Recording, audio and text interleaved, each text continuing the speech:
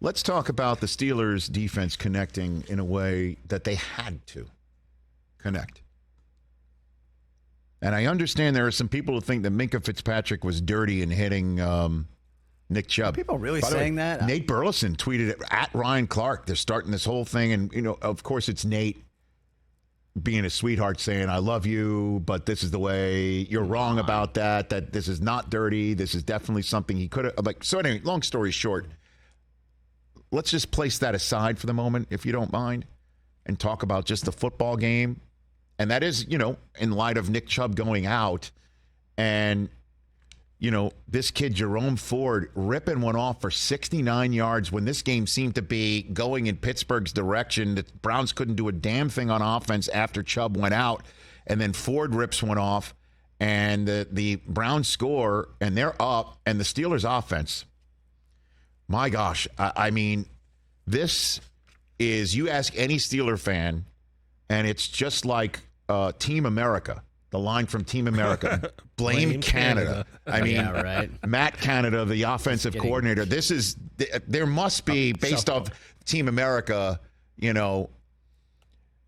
that South Park? Okay, blame South Canada. Park movie. Well, it's still the same thing. South Park movies blame Canada. Okay. They hired Brian Botano. Yeah. They also want to, say the words that they apparently told Hans Blix as well in Team America. If I can now. Can we? Okay, no, we can't do that. Long story short is Steeler fans not happy with the offense and Kenny Pickett. And I know, Chris, you have been saying play more preseason, play more in the preseason. And I understand what you're saying, but Pickett did play, I understand. And looked amazing. He had scoring drives every time. Yeah. Every throw he made to George Pickens was for either a first down or a touchdown. And we saw a lot of that last night when they needed it. Good. But offensively, can't run the football. We just have not seen Najee Harris trucking people. Instead, you're seeing him run around the end, and I'm like, why are we running him laterally? Shouldn't we just be going downhill? And Warren's the one that you start. Look, I'm not an X's and O's guy, but offense can eventually get with it, and you saw Pickett find Pickens in a way you didn't see against the Niners, that's for sure.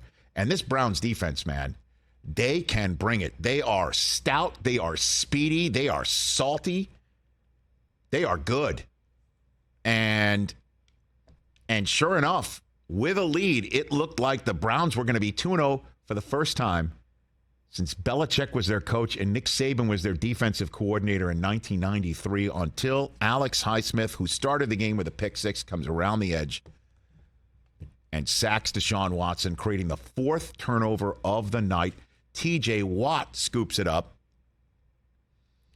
Unbelievable. I couldn't believe Joe Buck said these words. First touchdown of his career? Really? I couldn't believe that one. And all part of a special night for TJ Watt. Let me get this number correct. I have called it up. He is now the all-time regular season sack leader in the history of this proud franchise that has bagged a lot of quarterbacks in its day. He now is the all-time regular season sack leader, passing James Harrison. It was 81.5. 81.5. He was tied with James Harrison coming into the game. I would have thought it'd be much larger. Low to you? Yeah, very. Right. But James Harrison did it in 177 career games with the Steelers. 89. Wow. For TJ Watt. Just 89, one fewer than his uniform number, right? And so this is what TJ Watt had to say about that achievement after the game. I mean, I'd be lying to you if I said it wasn't special. Just like anything, it hasn't set in. I don't know if it will until I have time to really sit down and process what just happened tonight. But there's so many people along the way that have helped me get to where I am. I can't stand the individual awards of football because Debo himself helped me so much my rookie year. He didn't have to. No one asked him to, but he wanted to help me, and I appreciate him for that.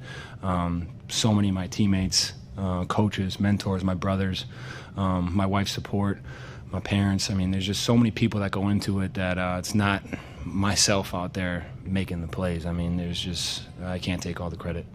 Good for him. Just good people right there. He's referring to Debo, not Samuel, not the shoes Ocho Cinco's been owing me for a decade and a half, but that's the nickname for James Harrison. And so, good for him. But Steeler fans are still really concerned about the offense and how unsteady they looked in the first half and on third downs. It's tough to call it functional. This is Mike Tomlin after the game on how it looked in their first win of the season. Mike, you talked about you get the big play early, and get another big play late. Coming off the game that you did, is that an okay recipe for you? Is get a couple big plays and kind of hang on in between? We're not going to apologize for winning. The latest Mike Tomlin. Drop. That is amazing. I do believe we have now made that into a drop. We're not going to apologize for winning. There you go. Never should. I have a feeling we have much usage of the latest Mike Tomlin drop. Mike We're Tomlin. not going to apologize for winning. They're 1-1.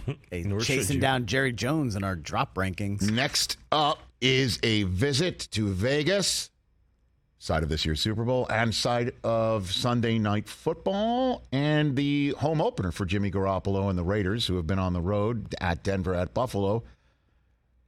And as we all know, this was the matchup on Christmas Eve last year that wound up going the Steelers' way, Pickett to Pickens to win the game, and then 2 picks of Derek Carr to put him in a New Orleans Saint uniform.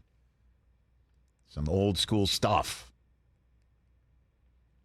So, the Steelers were staring an 0-2 start in the face, tied with the Bengals. Instead, you know what? They're in second place right now with a tiebreak over the 1-1 Browns behind the Ravens. We'll talk about them in hour 3.